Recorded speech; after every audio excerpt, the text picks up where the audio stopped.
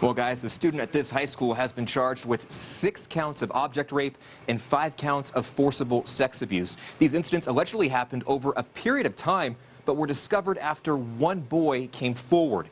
We want to warn you that what you're about to hear is graphic. My son did not consent to this. My son was held down against his will and was sexually assaulted. Misty Cox believes it's important for people to hear her son's story. The only people that should be ashamed and be embarrassed are these boys that did this to him. She says last month, after picking up her freshman son from football practice, he was acting differently. The next day, she received a call from a school resource officer after he spoke with her son.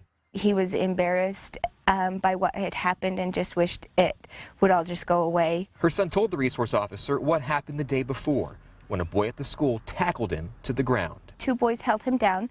A third boy pulled his own pants down and rubbed his backside and genitalia all over my son's face. After a few seconds, Misty says another boy intervened and stopped the attack. My son was the very last victim.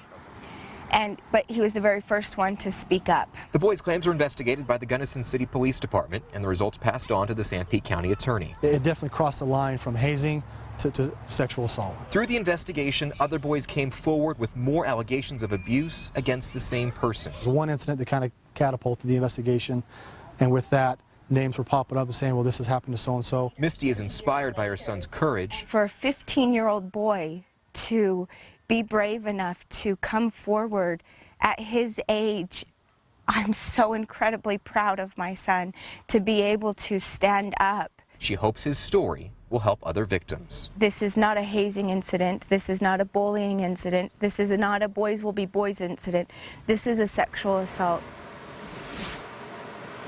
And the 2 boys who Misty says held her son down have not been arrested, but they each face a count of forcible sexual abuse. The other boys due back in court on October 9th. Authorities urge any other victims to come forward to tell their stories.